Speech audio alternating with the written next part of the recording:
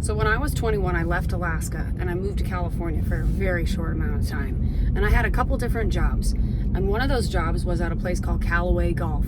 And I worked the night shift with all men except for me. And I was the tool crib attendant for all these different mechanics.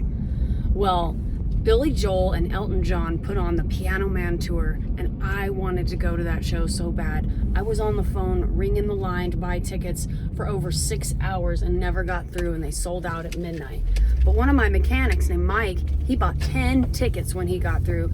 And so he came to work the next day, really bragging about it. And I begged him. I was like, Mike, please, if anybody drops out of your party, I want to take my grandfather to that show. So lucky me, 2 weeks later, sure enough, he says, it's your lucky day. You get to buy these 2 tickets. So I felt like I won the lottery, and I take my grandpa to the biggest show I've ever been to.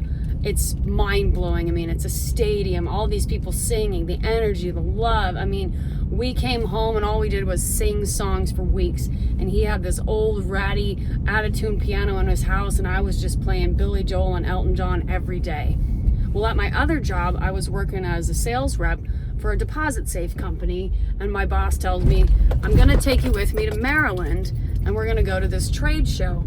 And so I'm like, okay, that's fine, except one thing.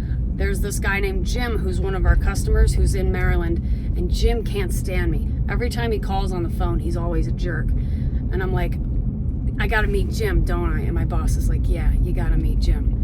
So we fly all the way to Maryland, and we're in the lobby of this enormous hotel, and it's just innate and incredible. And here comes Jim, and right off the bat, he's just a jerk to me, right? And so my boss, trying to like smooth the waters and, you know, maybe turn the subject to something else, says, well, do you know she plays music and sings?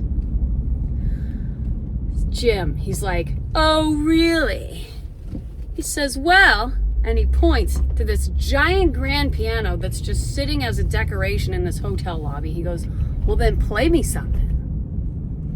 So I go over to that piano, and my mind is blank. I can't think of one song I've ever written. I can't think of any lyrics I've ever made. I can't think of anything except Piano Man by Billy Joel. And so I launch. I go in to sing us a song, You're the Piano Man, and I sing the whole damn thing. And I look over, and Jim's crying his eyes out. Apparently, this is Jim's favorite song in the world. And he tells me him and his wife met at this bar while this song was playing. They loved it so much, they had their first dance to this song. And for the rest of the time that I worked at that company, me and Jim, we were like this.